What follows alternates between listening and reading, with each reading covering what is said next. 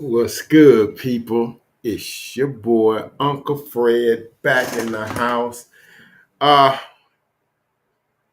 been gone for a few days since last Saturday for our pick'em show. We're just gonna talk for a few minutes tonight. Just got off work, so we gotta work in order to do this. So hey, just gonna talk for a few minutes about a couple of things. I'm gonna give you my little overview of the AFC and the NFC championship games. Talk a little bit about the coaching carousel that sort of took a left turn that nobody was expecting. Um, the Eagles hired them a new OC, and it's somebody you've heard of, somebody you know real well. We're gonna talk about that. I think this week we're going to have the AFC NFC Pro Bowl, which is not a game anymore, but a couple of people is going to be going that weren't originally going, and a couple of people who were going are not going from a Cowboys perspective. We're going to talk about that. And of course, now the Senior Bowl is this coming Saturday, and your owner, GM, president,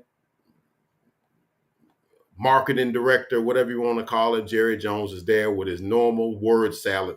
These are the things we talk about when we talk about the reasons the Cowboys aren't winning, because other things are more important than the actual football that's played on the field.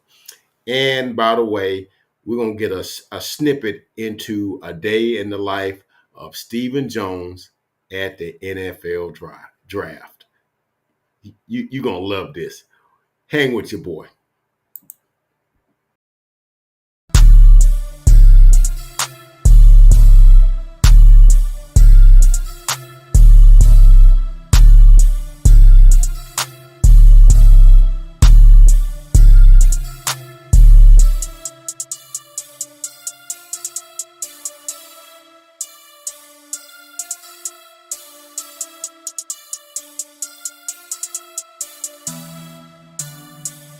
Two times on the beat, bitch.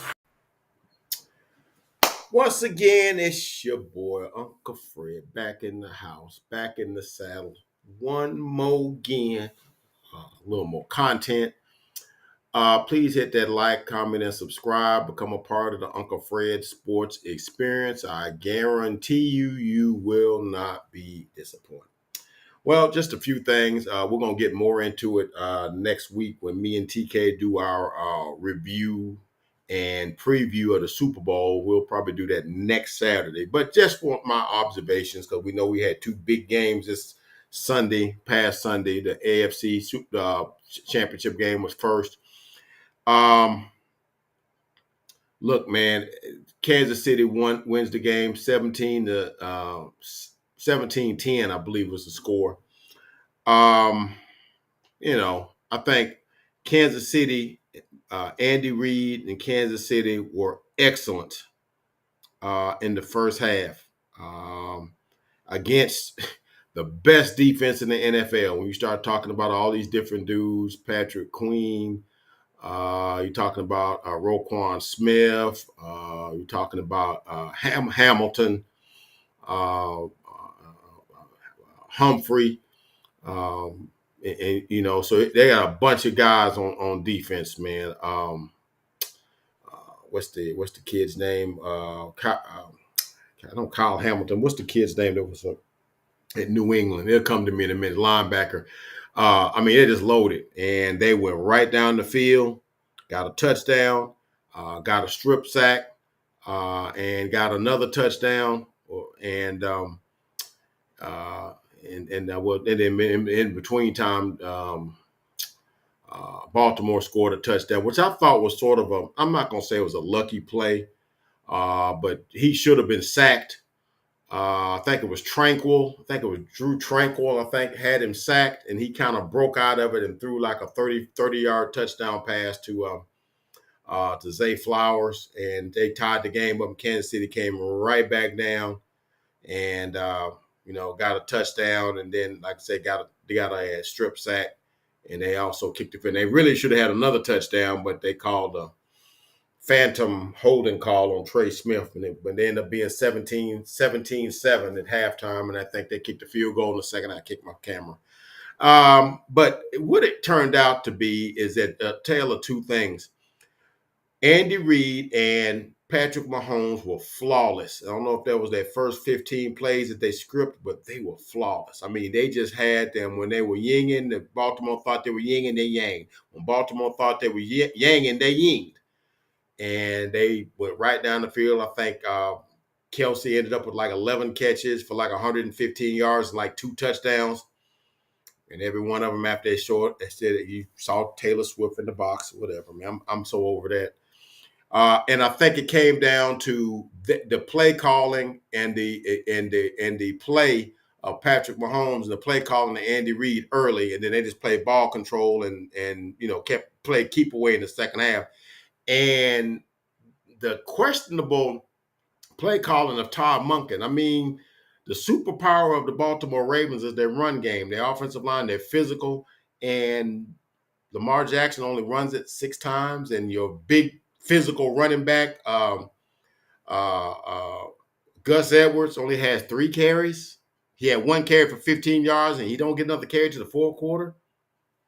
And basically, Lamar's back throwing like he's a pocket passer, and he's improved as a pocket passer, but he's really in his element when he can those mesh point runs and things like that are kind of in his wheelhouse and really make him kind of hard to defend.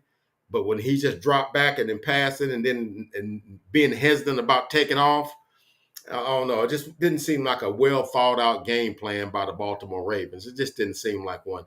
And then, Kansas City had enough, in the tank to win it. They had I think a second down or a third down and 10 late in the game. Would put the game away, a 32-yard pass to Marquez Valdez-Scantling, and he held on to this one. And that allowed them to kneel on it. They won 17-10.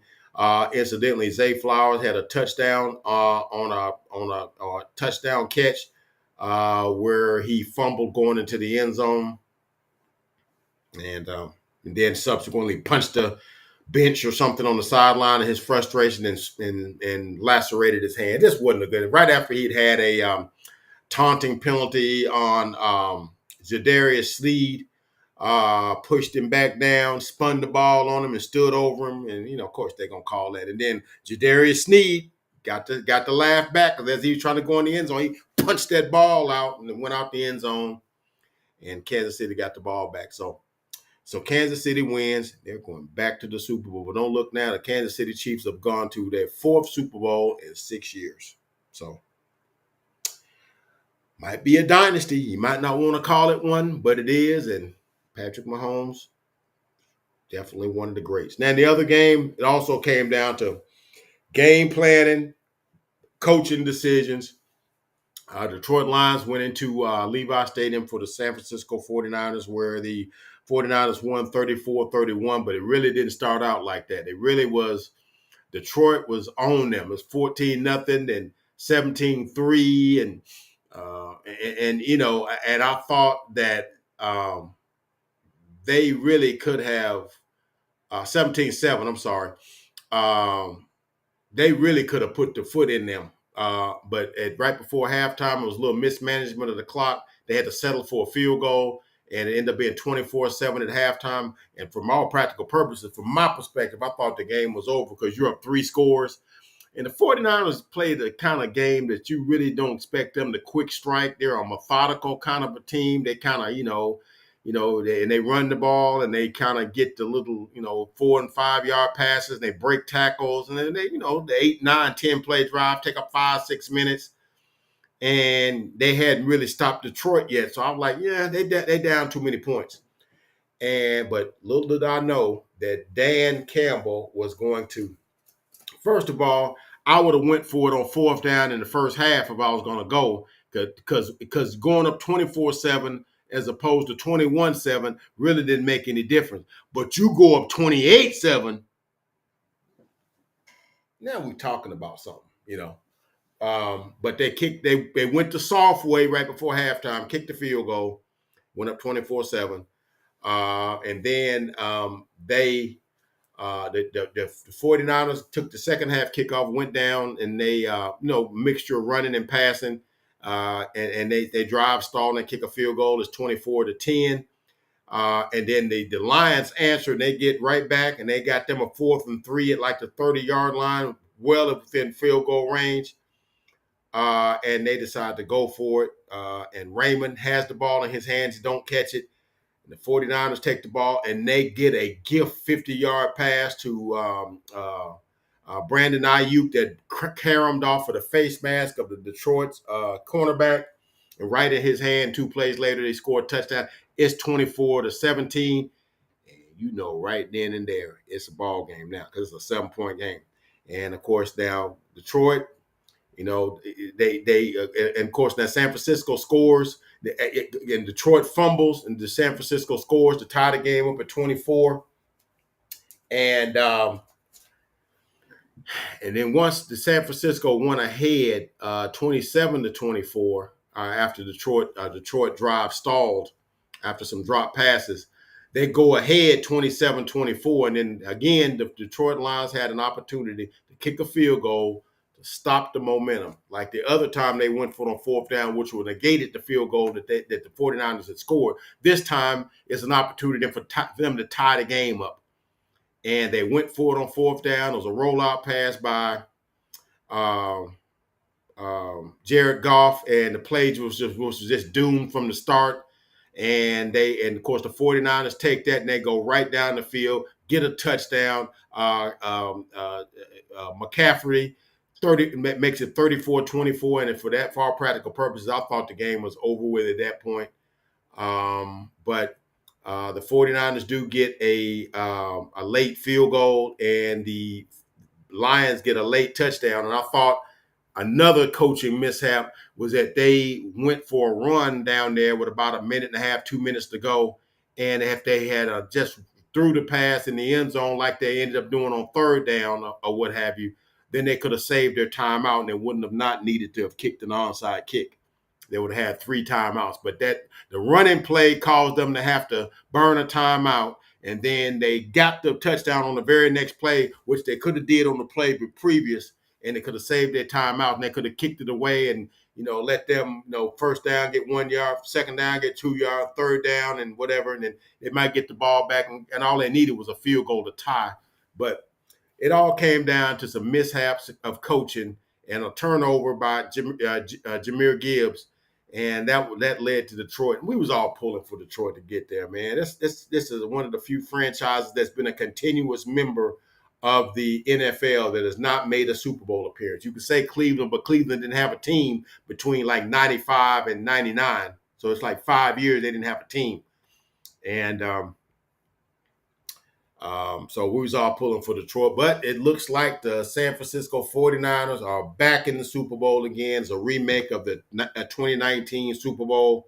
And so it was a good game. We'll just kind of see what's going on with that. But we'll make our picks. Hey, say everybody that's in the chat there. We'll see what happens with that Super Bowl. I'm not sure who I'm picking on that, but I mean it's the 49ers' second time in 5 years, and the Chiefs' fourth time in 6 years. So we'll give you a pick. But anyway, after that, so we got the coaching carousel that's sort of going around and whatnot, because we know the job that's supposed to be had was the Washington Commanders, because they got this big pile of money. They got this franchise that's been under new ownership. Josh Harris, he's got Bob Myers helping him out. He's got Magic Johnson helping him out. He's got all these people, and they got a bunch of cap money. They got the number 2 pick. They got like 5 picks in the first 150 draft picks or whatever. So it looks like the optimum job. But somebody didn't tell that to Ben Johnson, because when it looked like he was a shoo-in for the job, he could just sign here, he decided to go back to Detroit. So I think someone said that he had unfinished business. So we'll see what happens with Detroit. So now Washington is still looking for a coach. So is the Seattle Seahawks. So maybe Dan Quinn will get one of those jobs. So we'll see what happens. But I thought that was a shoo-in, that Ben Johnson was going to take the Washington Commanders job, and Detroit's probably going to fall back to the pack a little bit, because really that team is what it was because Ben Johnson's expert play calling. but their head coach kind of undermined him with a couple of those calls in the NFC Championship game. Other news, the Philadelphia Eagles. I know how y'all love to talk about the Eagles. Well, we know that after a disastrous 11-6, 11-7 actually, after their playoff exit to the Buccaneers, they cleaned house. They almost cleaned the whole house, because I think if Nick Sirianni didn't get rid of both of his coordinators, they was probably going to fire him too. But they got rid of both of their coordinators, both Brian Johnson and both Sean Desai and Matt Patricia, who was consulting. All of them hit the bricks. So they bring in Vic Fangio, which is interesting to us because he's supposed to be the Dak stopper, but whatever. The offensive coordinator, somebody you may have heard. You ever heard of a dude named Kellen Moore? Yeah, that Kellen Moore, because my man Jim Harbaugh comes into the Chargers and he cleans house. And he gets rid of the offensive coordinator, and he's going to bring his own staff. And so that left Kellen Moore without a job. So he is now the Philadelphia Eagles offensive coordinator. That's going to be interesting to watch, because the one thing that the Eagles, if you hear the people from the Eagles' perspective, the things that they felt like they didn't do well this year is that we threw the ball way too much. We never couldn't get our run game together down the stretch. Well, if you lost your running game, you dadgum sure ain't fixing to find it with Kellen Moore joining on the ship. So we're going to see how that goes. And for a guy that really makes, the offense is designed around Jalen Hurts running and the one or two reads that he's got, Kellen Moore with them button hook routes and them option routes, I can see some interceptions coming his way. He better get in his playbook and start and learn how to make his reads, because Kellen Moore offense is not one for, I don't know what they think they got, but the secret sauce of the Philadelphia Eagles is their offensive line minus Jason Kelsey and their running game. And I don't know, Kellen Moore just don't seem like a guy that wakes up looking to run the football. So we're gonna see how that goes. And we know this week the Pro Bowl is being played, which it's so a big whoop, because they don't play the game no more. It's just a coronation, and they play volleyball and do some other things. But Dak Prescott and Zach Martin won't be going because they have bundles of joy coming to them, so they won't be there. But two Cowboys who didn't make the Pro Bowl will take their place in the personage of Jake Ferguson and Tyler Smith, who I thought should have been a Pro Bowler anyway. So look forward to that. That'd be a good experience for both of those guys, as I think. And I keep kicking my camera. See if I can kick it back in place here. Yeah, let's kick this thing back. Yeah, there we go. Right back in place. So we'll see how that goes. Now, let's get to the crux of what this video is about. We know that the Senior Bowl is going to be this Saturday, and you got all of anybody from the NFLs down there, because they're looking and they're watching. They're looking at some of the seniors. It's going to be a display at the game down in Mobile, Alabama, just about 300 miles south of where I'm located. And so, but one Jera Wayne Jones made his way to the Pro Bowl. I mean, to the Senior Bowl. So my first inclination to that, or my first thought process, was like, why are you there? Now I could see why Will McClay would be there, because he's scouting talent. He's looking at, he's watching film. He's looking at stuff. He's looking at how guys come out, they break. He's looking at stances on offensive line play, because I know there's a couple of offensive linemen they're looking at. They're looking at this kid, Jordan Morgan. They're looking at this kid, Tyler Guyton. They're looking at a couple of dudes. This guy from Washington named, I want to say it's Fonteneo or something like that. There's some guys that they're looking at. There's a guy named Xavier Leggett. It's a wide receiver out of South Carolina. So there's a bunch of guys that they're looking at. But Jerry ain't looking at that. He don't know what he's looking at. But you know what he is doing? He's down there the whole court. Okay. So there was a couple things that I thought were interesting, little things that your boy was doing while he was there. So first thing, he had him a little 30-minute uh, press conference, if you will. And it just seems like to me, every time he decides to talk, there's 100 mics that want to interview him. And I think it's like, I think they're enabling him. They just cut off the supply to him. I think he'll go into withdrawals and he'll find something else to play with. But long as there's somebody willing to put a mic in his face, he's gonna talk, right? So they asked him first. They asked him. Let me go up here on my thing here because I can't see. Here we go. All right. He said a bunch of things. All right. He said a bunch of things. All right. But here's the thing that he said. Now, he didn't say this yesterday, okay, or Tuesday or Monday or whatever. Uh, but he did say this like a couple of years ago, and his actions at the Pro Bowl prove this is what he's about. Let me see if I can pull it up here. Let me see if I can pull this up. Yeah. Let me see if y'all can hear this. This is what Jerry said. See if it'll play for me. Okay, here we go. Thinking that we have more said about us or more visibility. If they're saying that, that's exactly what I'm trying to do. And I do want to keep them talking about the Cowboys and have from the day I got here. And so, again, I'm smiling and I'm saying it with all the positive in the world.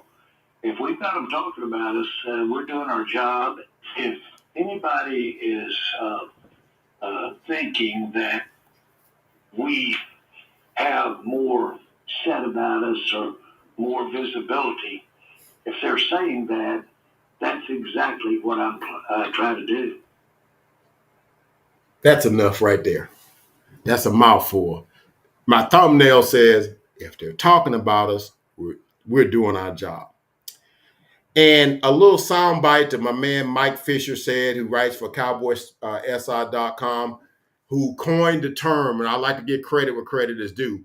He said, the Cowboys sometimes act like a marketing company that plays football sometimes, okay? Because it seems like he gets amped up when the season is over. Now I get to do my thing. So I'm down here. But this actually happened a couple of years ago. That soundbite was a couple of years ago, all right? But it sets the stage for why he's in Mobile, okay? Because as soon as he said, first thing he said, let me tell you one other thing he said here. Let's see here. I got a couple other things, man. I got some things, man. Woo-wee, I got stuff. Let's see. Let me see this one. Is it the same one? Did I get the same one twice? Yeah, man, I got the same one twice. All right, let's do this one. Okay. No. Yeah, here we go. Right here. So this is something he said. Now, this was a part of this 30-minute press conference that he gave Saturday, Monday, I think, when it was asked about a bunch of things. Now, the thing about Jerry is that you never know what he's really saying because he's saying a lot and he's really not saying anything. So he's saying, like he's talking about Prescott. He said, well, I like some of the things he's done this year. He's played. He was improvement, but he improved in every way this year. But then there's room for more improvement. But then, we set for him for the duration or whatever. He said, well, you gotta fit that in with all the other stuff and this other stuff, and then it's just a big word salad. He basically said something and didn't say nothing at the same time. But when they was talking about the thing that got the headline is that he said that we're going to be all in. Now, don't take it from me. Take it from Jerry himself. Focus with a thought process on putting all that you can to put a win on the field, including what you do with race. I would anticipate, with looking ahead at our key contracts that we'd like to address, we'll be all in. I would anticipate we'll be all in at Yeah. the end of this year. So when you say is there any thought, I think Will Strainer will push the hell out of it. Push the hell out of it. Is that doing something different than in the past in that respect? Well, it will be, it will be going all in on different people than you've done in the past. We'll be going all in. We've seen some things out of some of the players that we want to be all in on. And yes, I would say that you will see us this coming year not building for the future. Whoa. What's going on, Daddy? A lot of questions. There's a theoretical world where not only Mike is in the final season of his contract this year, but Dak is too. Are you comfortable with that potential, or do you actively want to avoid a situation in which both of those prominent figures are in the final year of their deal?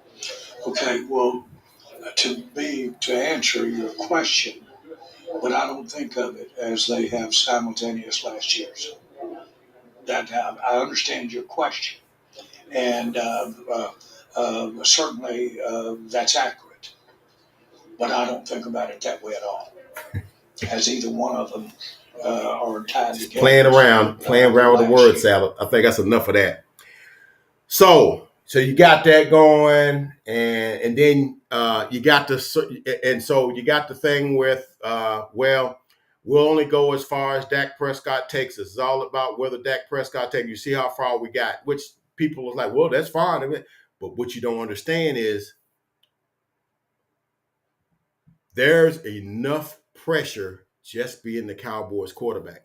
If the owner said nothing, if you just did your job, if he just signed checks because of the storied history of the Cowboys, what we've done in the past, the Super Bowls that we've won, and the great players that have come. When you're walking through the facility and Troy Aikman walks through there, or Emmitt Smith walks through there, or a Drew Pearson walks through there, or a Roger Staubach walks there, that's pressure enough. Because the Arizona Cardinals won't have that pressure, okay?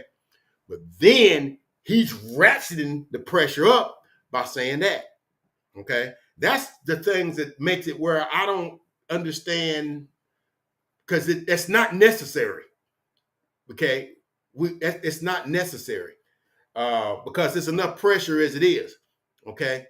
Like I always said, it's like going across skyscrapers on a guy wire. That's enough pressure. You don't have to fire cannons in the background where it's throwing your attention span off, and that right there is pressure, added pressure on what's already pressure that because you're the Cowboys. If the owner didn't say nothing, the Cowboy is pressure on being the Cowboys without ever, because of the prestigious history. Just like if you're in basketball, if you were the Lakers. You don't hear the Lakers ownership talking or saying silly things or whatever, because there's enough pressure being a Laker. Because you've won like 17 championships and been in 16 other ones or 15 other ones or whatever. And you got Hall of Famers all up and down the thing, the statues all out in front of the thing. That's pressure enough. If you go in there and it's all on LeBron James. If he don't win it, that's just added pressure. You don't even need to do that. That's too much. And it don't stop with that. It also goes with this little tidbit here. When they was just talking, and he had to throw this out there. When the subject came about Bill Belichick, and he said, "Yeah, I know him personally." I didn't get a soundbite for that one. I couldn't find one. So I know him personally, and I like him.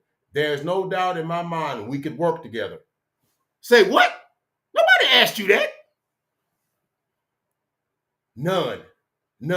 We all know that he's certainly excellent, maybe the top of his profession. To say that anyone automatically assures you a Super Bowl is ridiculous. That's too high of an expectation for him. Oh, but you just said we'd only go as far as Dak Prescott takes you. But okay. See the word salad here?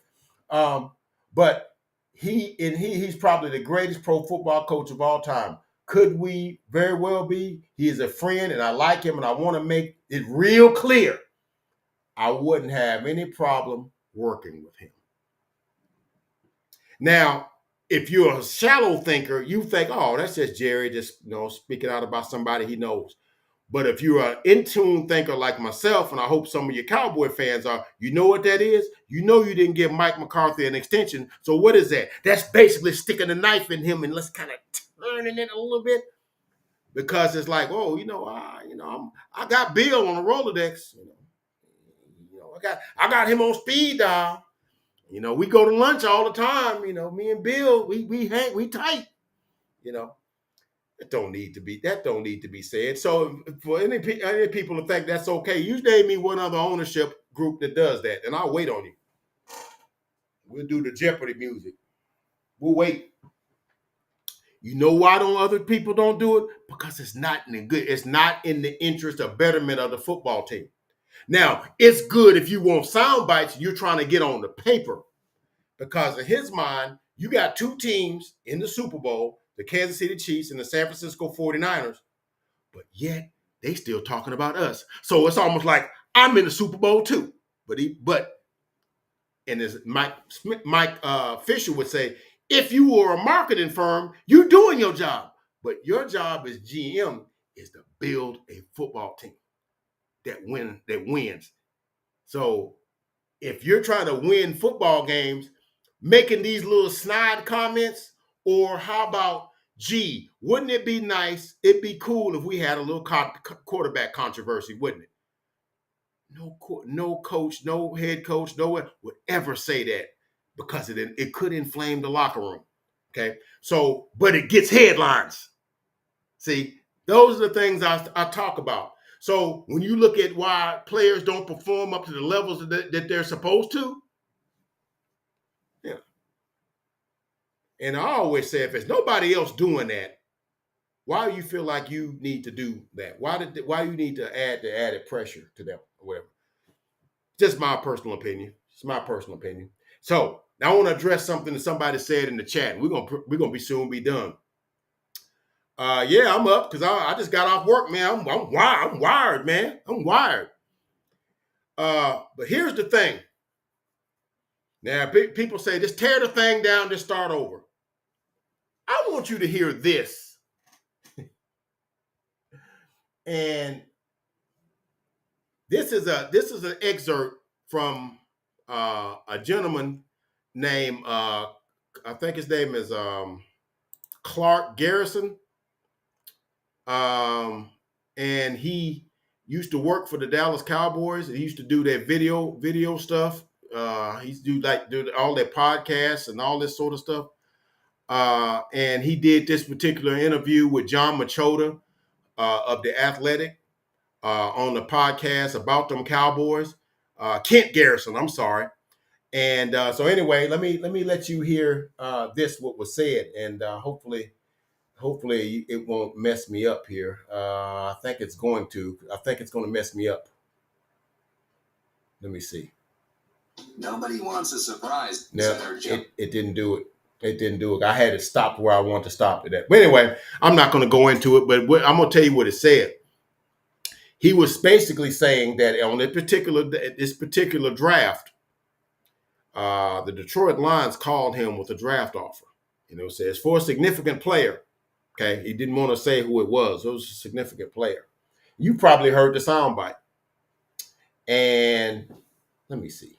I might be able to get it to play. I don't want to play the commercials. With the Detroit Lions on the phone, and this Here we go. Cowboy Tolos and fans freaking out yesterday, saying, "You know what? We're doomed." Here we go.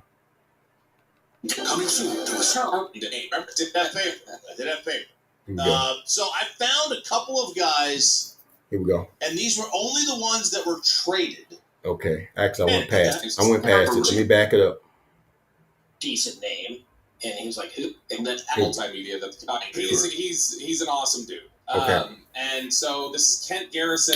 John, I guess, just kind of going back and forth talking about draft stories from over the years when he had previously worked in the Dallas Cowboys building. He worked there from 2014 until summer of 19. So for the purposes of this clip and story, he did what, worked where, access-wise? He was close to who? So he essentially ran all of their podcasts. Like, so any of their live streams on DallasCowboys.com, the draft show, when you do that, like, I mean, when you were in there doing the draft show, if you would have done it anytime between 17, 18, whatever, he would have been the one in your ear in the other studio. Okay. And so, Kent has done, basically he has his hands in all the multimedia that the Cowboys did or did have his hands in. So they are discussing a draft years ago with Stephen Jones possibly dealing with the Detroit Lions on the phone, and this had Cowboy Tolos and fans freaking out yesterday, saying, you know what, we're doomed.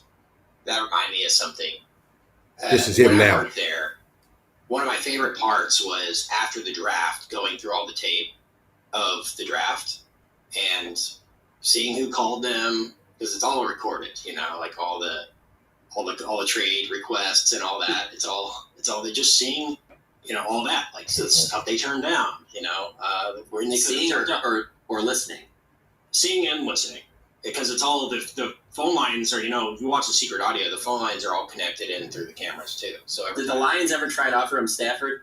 I'm just kidding. I know another Lions thing that I'm not going to mention specifics about, but there was a call about the Lions, from the Lions during this time. And Calvin Johnson? The Lions called him and offered him somebody, and Steven was like, "Who is that?" And I mean, it was a pretty decent name, and he was like, "Who?" And the Lions Megatron. He's blah blah blah, and they explained who it is. He's like, "Oh, we'll call you back." And Steven just like hangs up the phone and just sits there and keeps watching the draft. Doesn't even tell anyone that somebody called. Doesn't even ask Will who this guy is. And then the guy calls back like 5 minutes later. It's like, "Hey, did you think about that?" He's like, "Yeah, no, bye." Okay. Oh, boy. That doesn't sound good.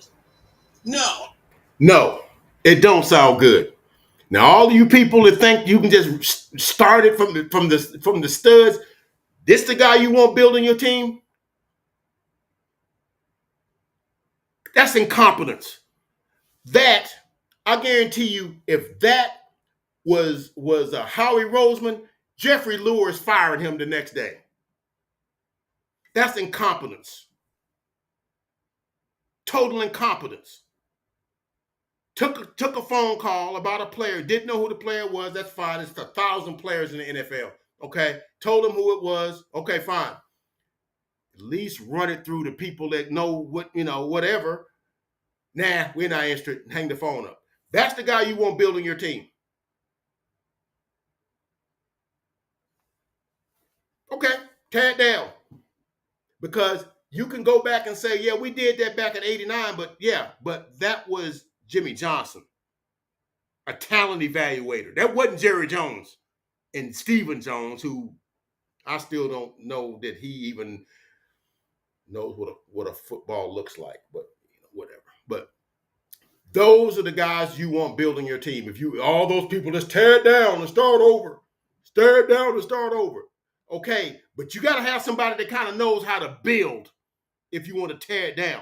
Because you already got a team built and you might not like how it is. And your best bet, if you want to win or be competitive, kind of add on to what you got. Because if you tear it down, these imbeciles are the ones that's going to be building it.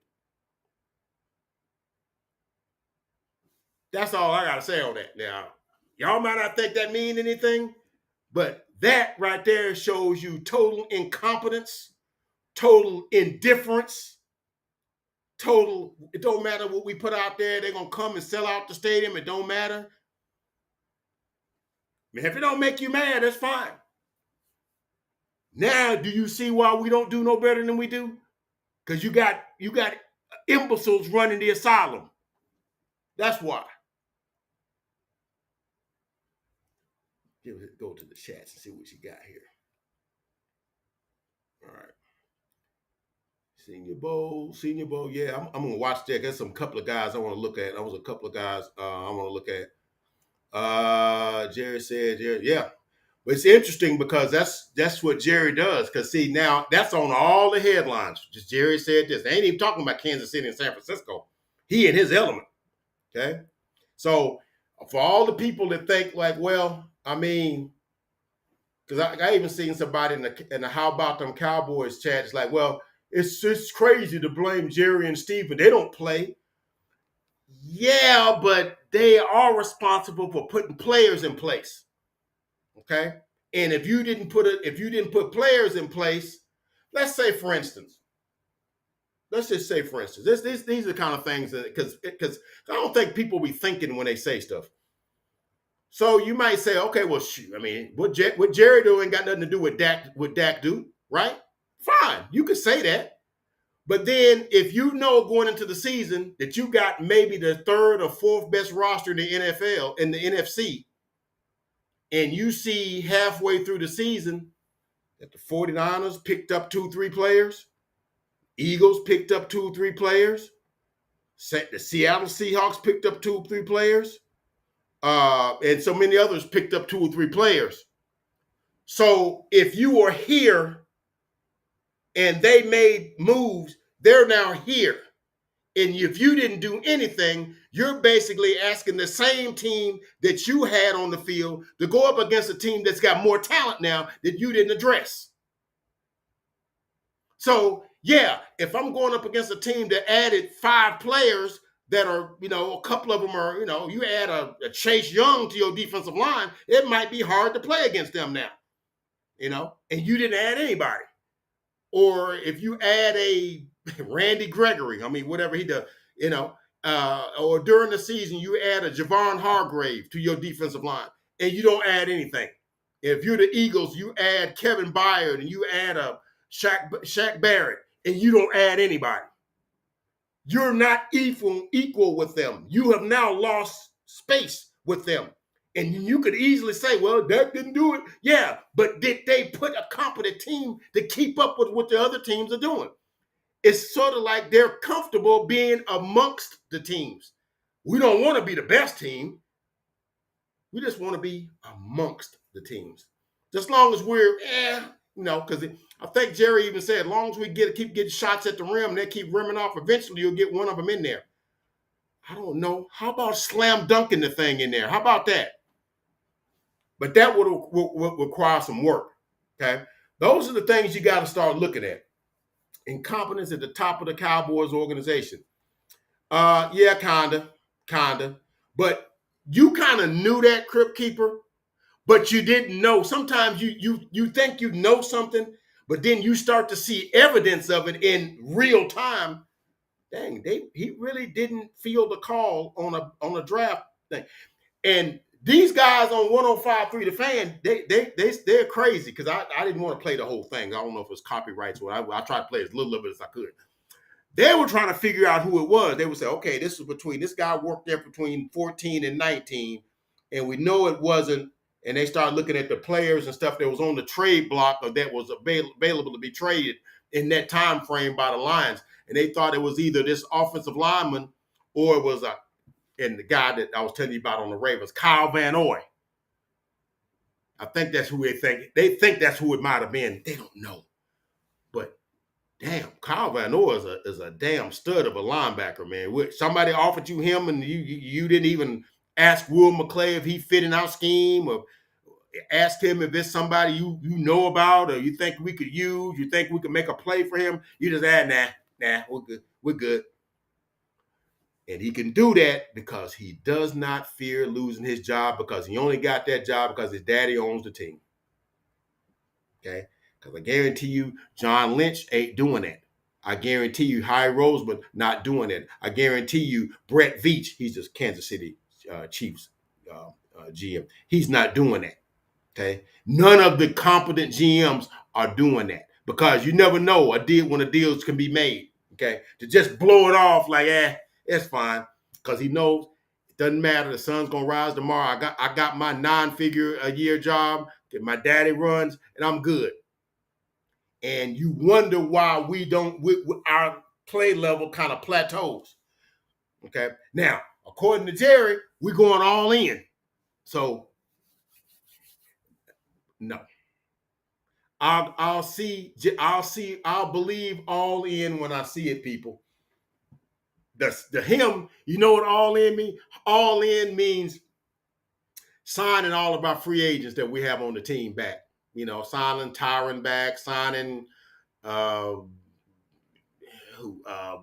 signing probably.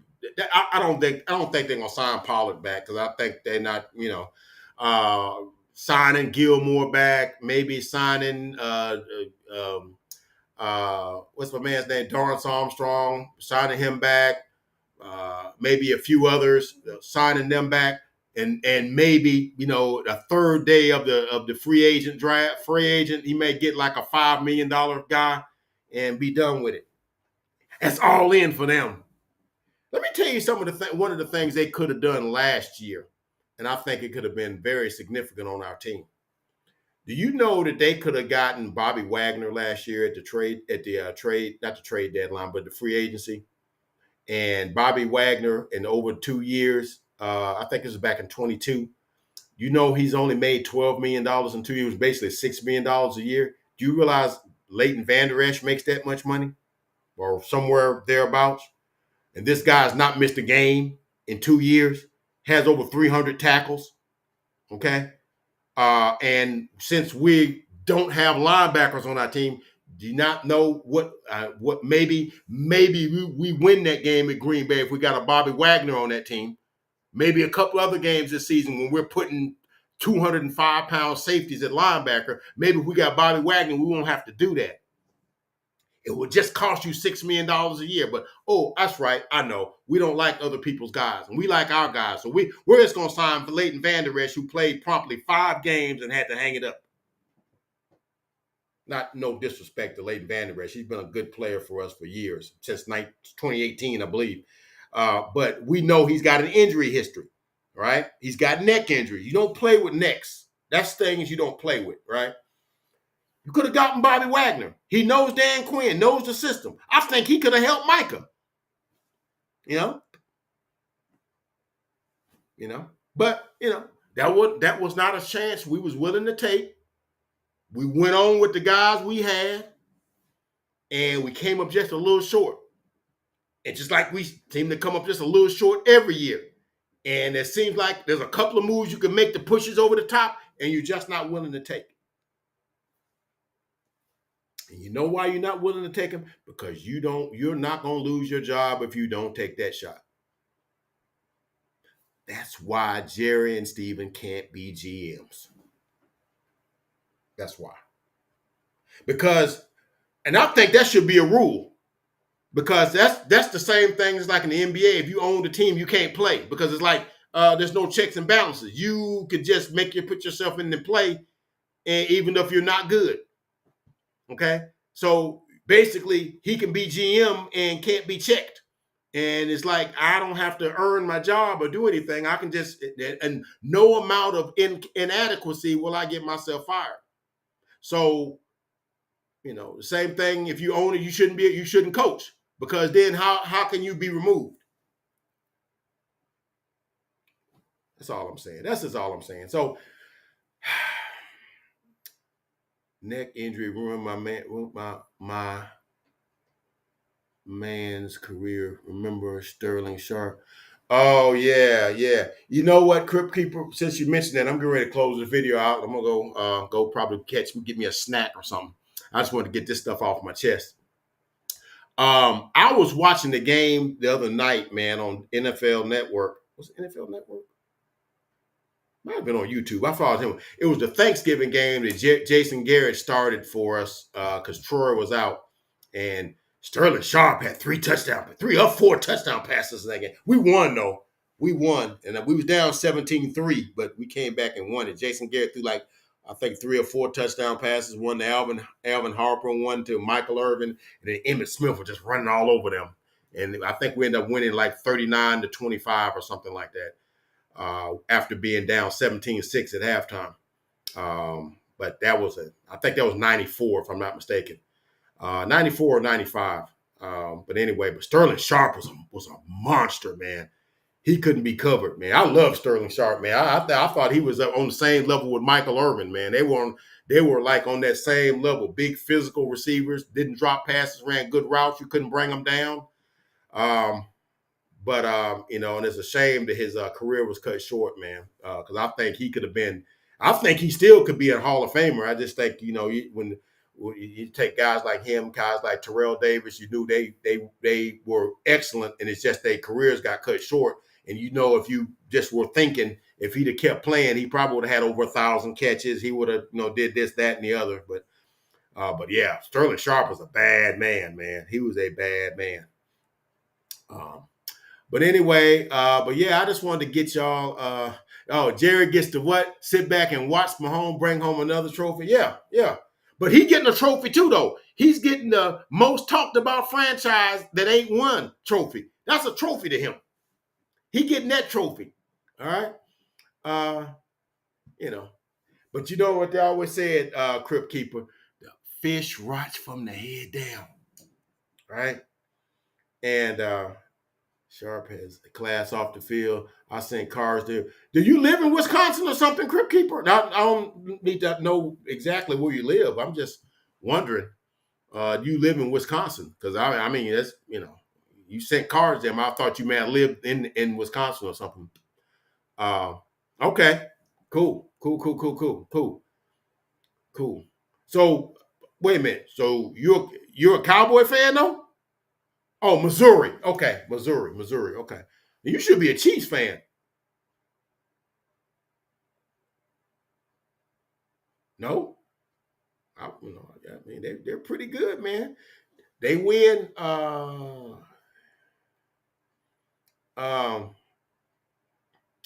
The Chiefs win next Sunday. This will be their 4th Super Bowl. There'll be only one behind us. That'll be 4.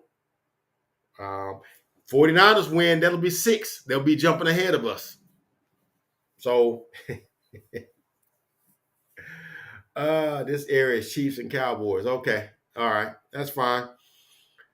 But anyway, man, yeah, and like I said, I'm a Cowboy fan, but the player that I love to watch the most in the NFL is Patrick Mahomes. He's just special, man. It's just something about that kid, man. It's just I just think he's just, he's generational. He's just generational to me. In terms of like he's one of them guys that he just he kind of what they say, he transcends the sport. He's just phenomenal, man. And just to think he's only 27. And if he wins, this will be his 3rd Super Bowl, and he's 27. He probably could play like 12 more years. Quarterbacks are playing till they're 40 now. I don't know if he'll play that long. Everybody don't have that in them like that, like Brady did. Some of them like, you know what, I want to get on with the rest of my life. I don't want to play football. I don't want to be peeled off the field, because I'm gonna tell you why, Crypt Keeper, they was like that because they didn't know. Because I mean, if you saw him at Texas Tech, I mean, it was almost like you saw what's the kid's name? Graham. What's the kid's name? Graham. Another quarterback at Texas Tech that put up stats. Graham Harrell, I think that's what his name was. Because he played at Texas Tech also. He put up some great stats, but he got drafted. But it was that system and of course college you can put up numbers like that. And I still remember that game that Mahomes played against Baker Mayfield in Oklahoma, and I think one team had like 1,000 yards or 900 yards of offense, and the other one had like 700. I think it was like 51 to 50 or something like that. I don't know the exact score, but I think somebody like Andy Reid looked at him, and I'm sure he looked at him and said, "Man, that guy has arm talent. I can use him. I can put him in proper situations where he can put, because I think Andy Reid's a genius too in terms of play calling. It's only so much you can do with Alex Smith though, but they did win playoff games with Alex Smith. So I'm not poo-pooing on Alex Smith. It's just that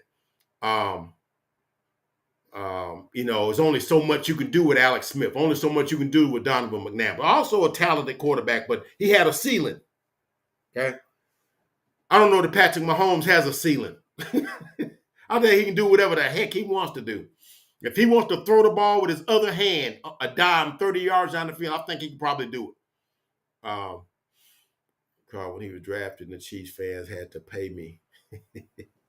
Yeah, they didn't want that card when you got him, probably. But they want him now. They want him now. But yeah, he's special, man. He's special. He's special. And I think it's just like, I think that's a match made in heaven too. Because like, you got a special quarterback and you got a brilliant play caller. So it's like, they kind of work hand in hand. So, but anyway, that's all I got tonight, man. It's 2:17 where I live. I don't know what it is where y'all live. Like I said, I work at night. I get off at 11:30, so I come home, put my stuff up, get my stuff together for my videos, and we'll try to see what happens. I had an emergency today. I had something I had to do today. I was gonna try to get on today. My wife was actually worked at the office today instead of in the office here. I share this office with her. She's on that side. I'm over here, but I can't do this while she's working because she couldn't get no work done because I'm too loud. So I have to be in here when she's not in here. So when she's not working. So but anyhow, but something happened and I couldn't get to. I said, dang, I got to do my video at night tonight. I was going to do it earlier, but it's what it is. But anyway, man, I hope y'all liked the video. Share it with some other people. Cha-ching, rookie card too. Okay. Hey, he had one of the better rookie seasons. And just the thing. What if Jerry had given him a couple of wide receivers that next year to go so he'd have had somebody to throw to other than Allen Hurns and Deontay Thompson? But that's neither here nor there. But anyway, man, appreciate y'all joining with me tonight, man. I'm going to call it a night. Been in 57 minutes, man. Hope y'all like it, man. Share it with some other folks. Tell them Uncle Fred is a good, cool dude. He knows his sports. He's a good listen. And tell him that, hey, man, he has decent content, man. Do that for me, man. And you have Jared Goff's too. Okay, you got everybody, man. You got everybody. So you got Jared. Get Brock Purdy's. That's one you need to get.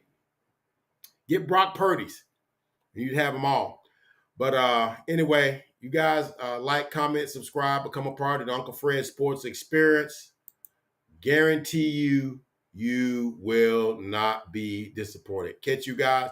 We might come on this Saturday and just discuss the NFC and AFC championship game, but we won't do our Super Bowl picks until the Saturday before the Super Bowl. So it'll be next Saturday. So y'all look forward to that. And I think I'm going to come on next week before that and do who I think I'd like the Cowboys to draft. It's about 4 players. I think if they get their pick at 24, if any one of these 4 players are there, they ought to pick. And I'll tell you who they are. I'm not going to have film or nothing because I'm not on that level yet. But I'll have size, weights, stats, what they did, and that sort of thing, and how I think they can fit into the Cowboys' offense or defense. I think I'll do that when I come back. I think that'll be my next video. So. You got Purdy. Good deal. Good deal. I mean, you just got them all, man. You got a nice collection. But anyway, man, catch you guys next time, man. Thank you guys, man. God bless. Catch y'all in the next video.